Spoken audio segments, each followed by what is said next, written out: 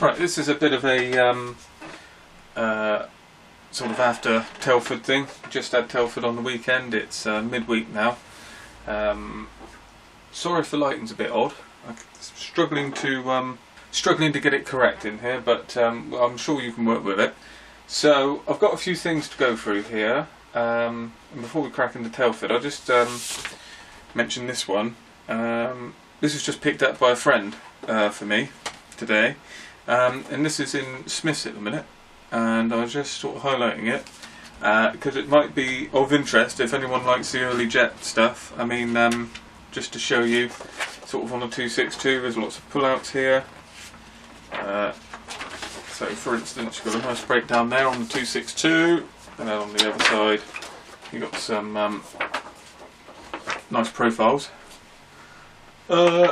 And it runs through basically, what is it? It's 27 early jets from the Second World War. So you've got obviously German ones, you've got the Arado and the Salamander and a few things like that, as well as quite a few rare ones. An Italian one, who knew? And then obviously onto the English ones as well. So you've got the RAF, Meteor, Vampire, and it runs on through the American ones. Just something maybe worth picking up if you're interested. $7.95 in the UK, so it's Key Publishing. So I thought I'd mention that because that was something that caught my eye. The show at Telford was very good. This is the first year I've been there exhibiting. There on the Spanish Civil War SIG stand, which was very busy throughout the day, which is great, and got a few people to sign up. Everyone was very interested, and there was a lot of very knowledgeable people on the subject, obviously, so I was almost out of my depth at certain points trying to explain certain things, so I learnt a lot myself. There were quite a few people at the show, I'm sure, people I've spoken to through YouTube, so sorry if I didn't see you. As soon as the table was sort of clear for 5 minutes, that was my moment to go off around the show. So I did get around. You will see, I did manage to buy quite a bit. So it's a mad show if you've ever been there. So it's very hard. I had a whole list of people I was going to see. I didn't see any of them. Thankfully, most of them came to me, so I was able to talk to them through SIG-related things. So that was useful. I did see one YouTuber, Chancer, came over. Chancer NW. And that was great. That was nice for him to pop over. It was one of those things. Every sort of 5 minutes, I'd look up and someone else is new there, and I think, oh God, blimey. So so that was very good. I met someone who's a subscriber as well, so that was great. We were just down from Flory Models, so it's very busy.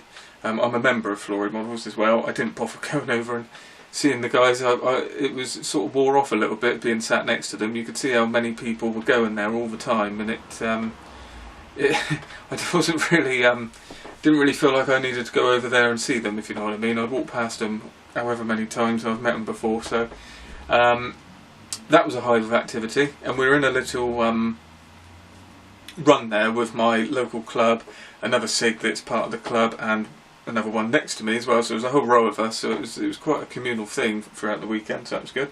And everyone was very welcoming to Kate, and I think she had a good time. A little bit bored at certain points, I think, but I think she pushed for it. So yeah, that was the show. I did manage to buy a few things, like I said, and I was going to run through those now. I only went up there with one thing on my list, which might not make sense to a lot of you. It was for some reason, I've had a real thing for the Aerocobra at the minute. So the P39 or the P400, which is this.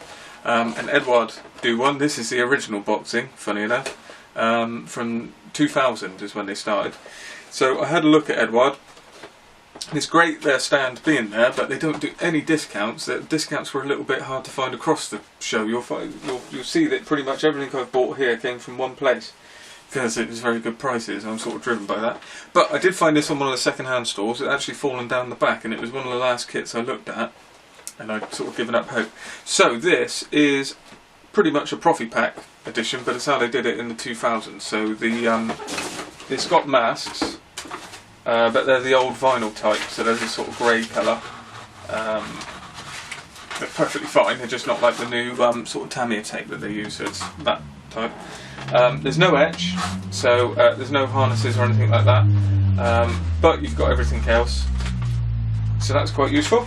And it's quite a fresh mould as well. So this has been knocking about a bit. They've just done the weekend edition, which is a re-release of this again. So here's to hoping this is a little bit crisper. So everything's in there, so that was good. That was a bit of a bargain. It's $7.50. So the one over at the Edward stand, the weekend edition, which doesn't even come with the mask. This has also got the nose weight as well, which they took out of later editions. Was 18. So I think I was doing quite well there. So that's the first one. Then from the same store, I found this. So obviously, it's of interest. This is the Azure 172nd Volti V1A Spanish rebuilt Republican bomber, and this was unopened, still had the original Azure tape on it. And as you would expect with Azure, it's a nice size plane, as you can see there, the wingspan's quite a reasonable size. A little bit of resin in there, 2 vac form canopies, and yeah, it's a nice kit. I mean, that's well out of production now, so unless there's a re-release, you're only going to pick that up at second-hand places. And this was £6, which you'd do well to find it at that price anywhere. So that was good. There is quite a few. I did stay true. I did get quite a lot of Spanish stuff because I've got a lot of different things, and I want to try and, certainly after the show, it sort of revived the SIG aspect and getting the website up and running. And again, not that I've sort of flaked out from it at all. It's just I haven't had the same level of input because I've been doing a lot of other things, so I'm going to get back onto that. So in keeping with that, there was this again. This was brand new. They still had the shrink wrap, so it's obviously in someone's collection. And this is the Hella Heinkel HE 112, as you can see, BO or B1, which is also the V9 version. So again, they were in Spain. They were also used out of Spain. They were used in Poland, I think, and then they were taken out of service quite quickly. Sort of one of the main rivals for the 109. Good aircraft from all reports, but they obviously went with the 109. So that's a great kit. Obviously just Hella, so it's straightforward stuff. That did splash out a little bit on this one. It's a bit expensive. It was over 20 quid. But it's the only thing around really, unless you want to go for the Airfix one of this type. And this is the P. So this is the Dornier 17, as you know and love from the Battle of Britain, but it's before you get to the Z, so it's the P version, which was used again in Poland and in Spain. And I think this was pretty much the main forerunner to the Z. So after this, it went into the one that you recognise from the sort of Battle of Britain and onwards. So they were almost there. This is the change of the engines. There's also another version that I'd like to do for the Spain, which is I think the M and the EF as well, which has got the different engines. It's got the same engine that's in the Heinkel 51, so it wasn't very powerful. But this is a good kit. This has got a lot of extras in it, so that's one plus for the price. It's obviously short run, so you're going to have to pay for it if you want to build these things, because the mainline manufacturers aren't going to be able to make these kits because there's not enough demand. So you've got a bit of etch set there, which is colour photo etch from Edward. You've also got nice bits of resin there as well. Pretty basic stuff. The decals are nice, so that's good. And there's not a nice specific aircraft for the Spanish version. It's got a name. It's Intavia, so that would be one I can research, I'm sure, since that one there, 2728. So I'm sure that would be in the books.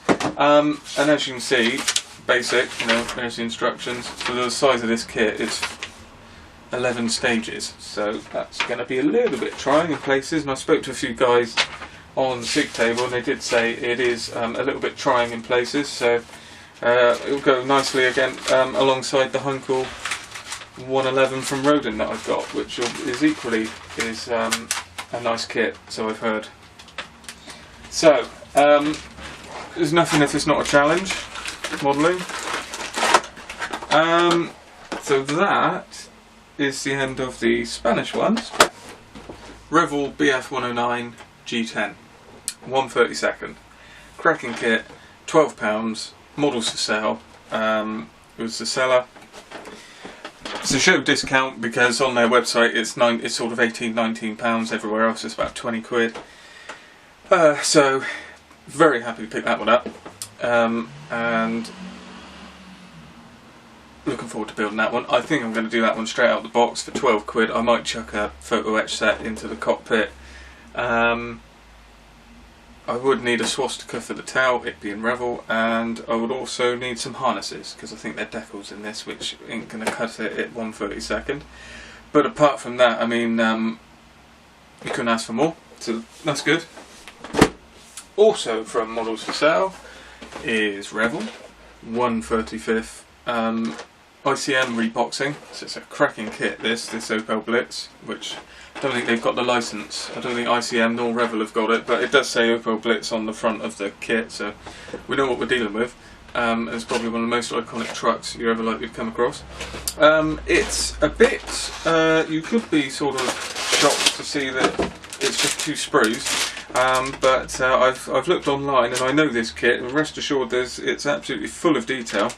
So that's good. No seam lines on the rubber tyres. They've put the seam lines on the outside, so it's a bit easier to get away with. Again, the grand sum of £12. So that's brand new and unopened. So I'm not sure again how they're able to do that.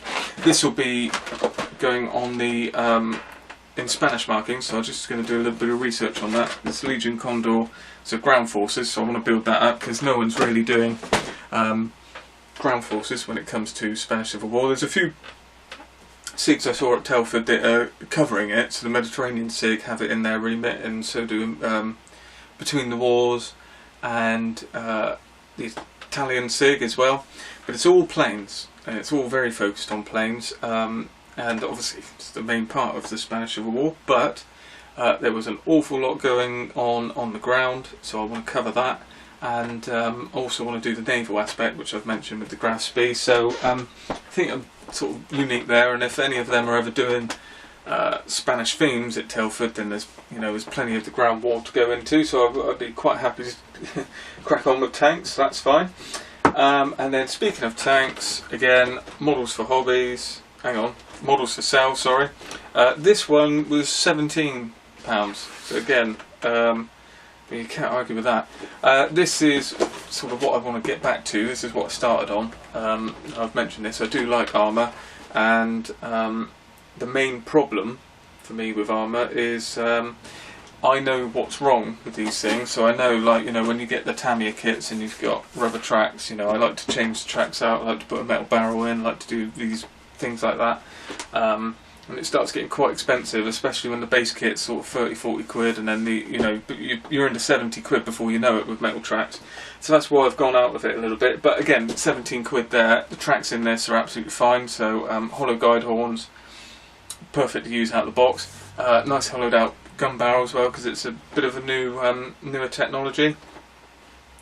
It's TriStar, obviously. So this has been reboxed, and I think the moulds have been bought by Hobby Boss, so they are being re-released. So there's nothing wrong with these. These are just the company that went bust before they sold into Hobby Boss, and I've seen these kits before, so it's a really cracking one. I really like the Panzer IV, the C and the D in Poland. I don't know why it just looks so sort of silly, if you know what I mean. They're very early tanks before they really knew what was going on with the Panzer IVs, and so I just like that. So I like the Panzer I, II, III and IV, the early ones. They're really good. So I like, and anything to early war, so Poland and Barbarossa is what I'm all about. So that was it for kits. Went overboard a little bit, but if you can't do that at Telford, where can you do it?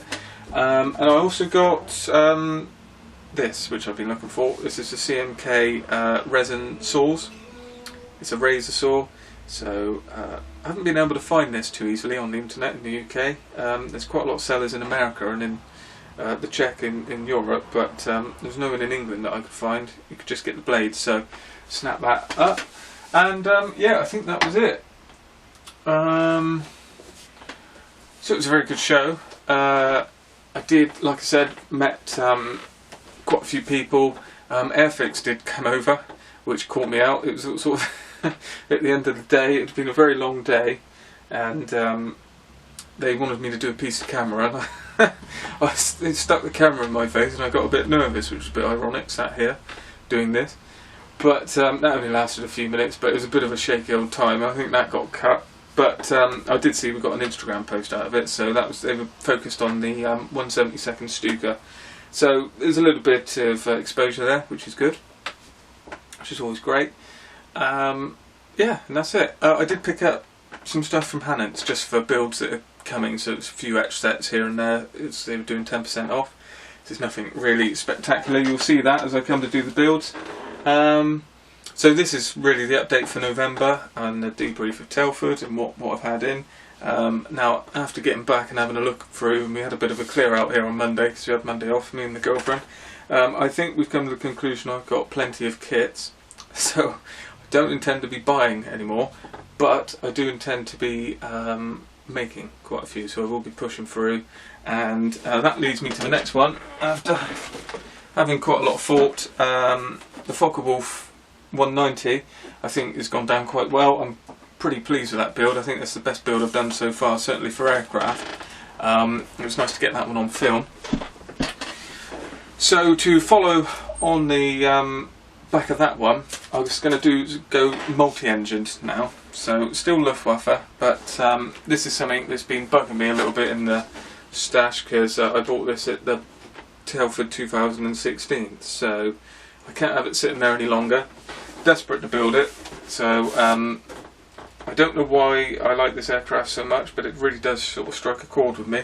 Used to look at it in books when I was a kid, and it was a really gangly sort of big aircraft with funny undercarriage. So really looking forward to that. And I've already picked up a few bits for it, so just got a cockpit set. Basically, it's harnesses and instrument panels, and a mask set, so I don't go insane. Because there's a lot of glass on this one, and I think that's it for detail. I think I'm going to make the rest of it sort of scratch building and super detailing. There's quite a lot going on there, so you can open up the engines, you can open up the doors, quite a nice interior. So I'm going to go all out on that, I think, and looking at the late marking scheme that's in there, which is Germany, May 1945, which surprised me. So I don't know what that was doing there at that time. But it's got the guided missiles on it as well, so I'll do those because they're a little bit different. So that's everything as far as the channel, what I'm up to and what's to come. So hopefully you're enjoying everything, and please, get in touch, leave a comment or whatever, and let me know if you're happy with anything, or if there's anything you'd like to see, or anything you'd like to change, or if you like how I'm doing the builds and stuff. And yeah, look forward to more.